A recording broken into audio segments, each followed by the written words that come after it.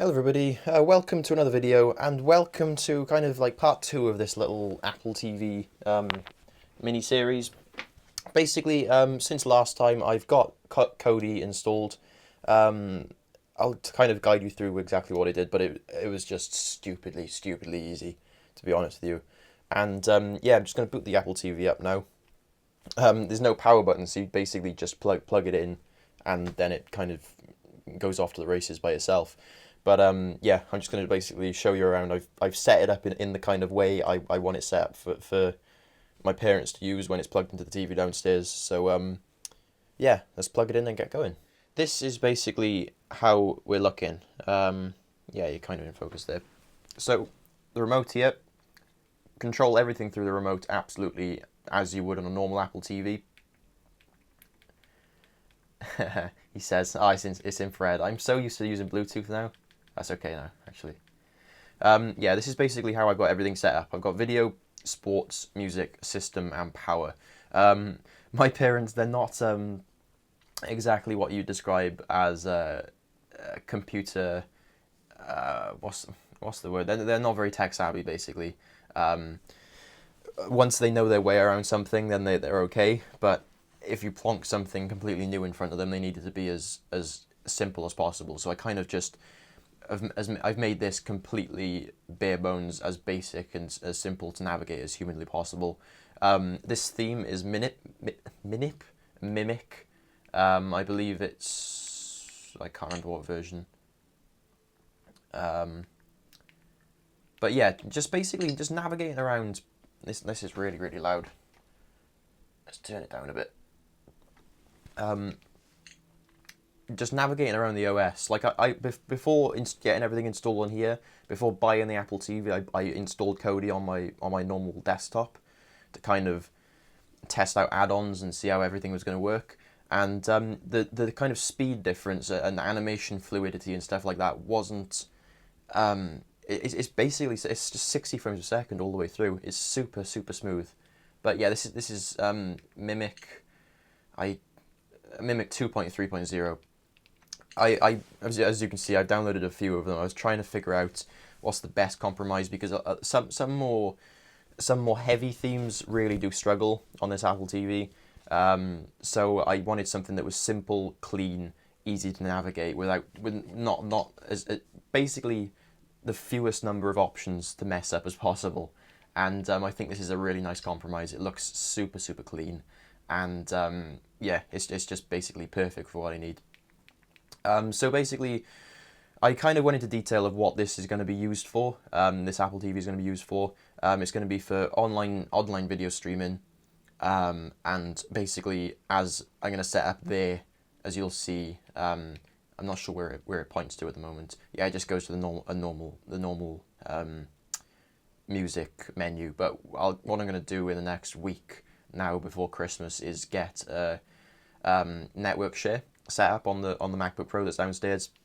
So basically, when they click that music button, it will tap into their iTunes library. So anything they have on the MacBook Pro in their iTunes library, they'll be able to play through the TV, which is going to be super convenient. Video, there's nothing going to be held locally here now. This is Exodus, one of the most popular video add-ons for Kodi, and it is just perfect. Basically, it works so well. I'm just slightly shocked because this is my first time using Kodi in any sort of capacity. I've never really been one to mess around with it before, but to see how well put together and how well all of these add-ons work is just incredible. So if you're new to Kodi, then this is Exodus. You basically have video streaming for pretty much anything on the planet. I know the whole piracy thing, yes, is questionable and stuff, but I'm not going to go into the whole debate about that, because it's just going to end up in a shitstorm. So yeah, this is basically what it does. It streams video, movies and TV shows, and then you can search through basically most popular, highly rated, and you can kind of get an idea of how quick stuff processes on this Apple TV. As you can see, that was not out of the question at all. That is much, much faster. We have a UView box downstairs, and if anybody's in the UK and has like a TV subscription with BT or Virgin and has one of those UView boxes, then you will know how awfully slow they are. Going from that to this is like it's a different world. So you can basically got a nice list here, nice big text with a kind of poster. So you can go onto The Walking Dead, for example, and then you've got all of the seasons there.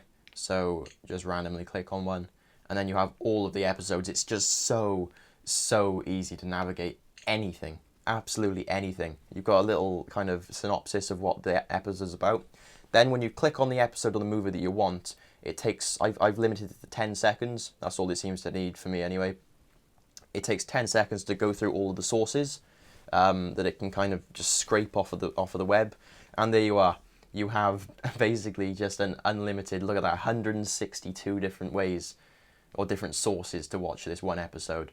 And then you can just click, usually the top one works fine. And there we are basically. That's The Walking Dead playing. And from there you can press play or play. That pauses it.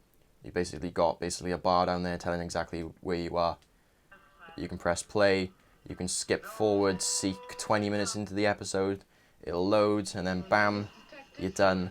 And then when you finish watching the episode, just click menu, and it'll take you back to where you came from. There is absolutely no way they can ever get confused while navigating this OS. It is so beautifully put together.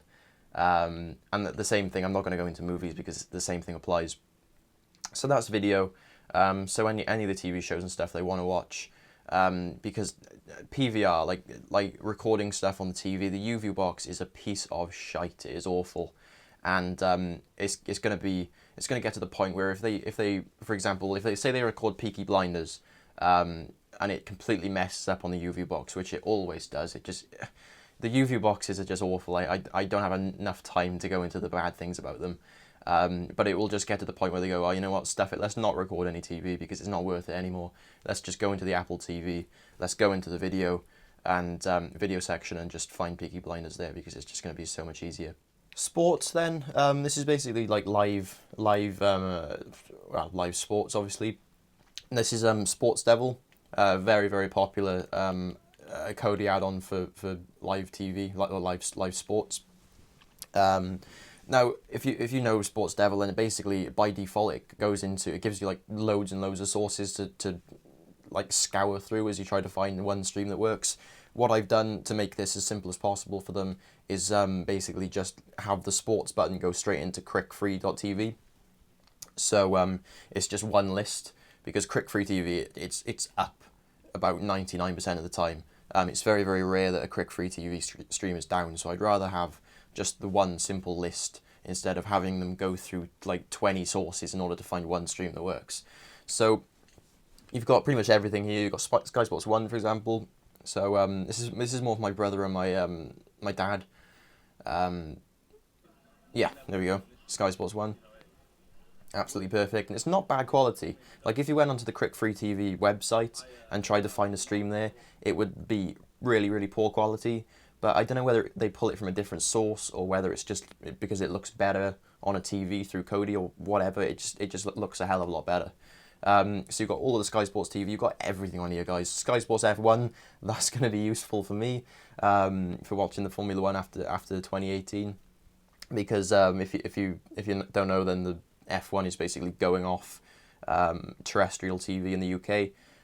Sky have basically got complete rights to it now after 2018. So I will definitely not be paying for Sky Sports, and I will definitely be using this to get access to my streams. So you got BT Sport, Eurosport, you got absolutely everything, and nearly all of these work 100% of the time. And then for my dad here, you've got At the Races and Racing UK.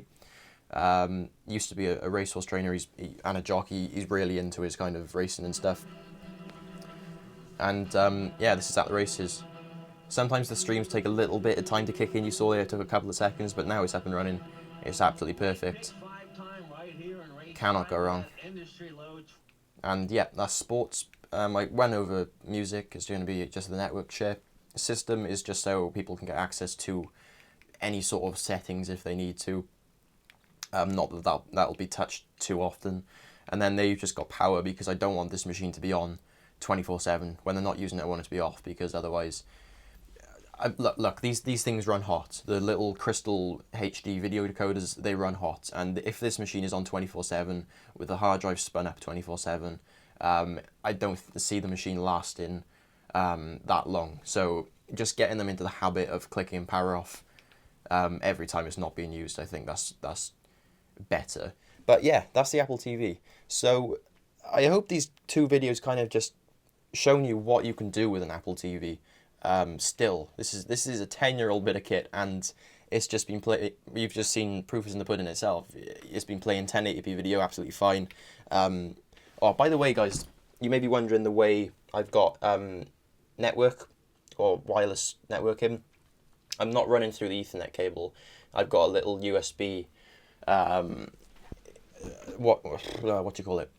USB Wi-Fi dongle. You can just go onto eBay, type OpenELEC USB Wi-Fi, and you'll find one for about £5 on there. And it works natively. You can go into the settings, and it works as if it was like an inbuilt feature of the Apple TV. It works really, really well. So yeah, it's 18th of December now. I've got a week to get a new remote in, because, as I said in the unboxing video, that thing is just nasty. Look at the colour of that.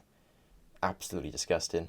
But yeah, aside from that, for under 50 quid, absolute steal. The kind of stuff you can get done on this little machine that costs less than 50 quid is just incredible. So yeah, I'm gonna leave it there, guys. I hope you enjoyed this video, and I hope you enjoyed the last one. And I'm trying to think if there's anything. It feels like I'm missing something. I hate it when this happens, because I'll remember it when I'm editing. Forget it. Yeah, I hope you enjoyed the video, guys, and as always, I'll see you in the next one. Bye bye.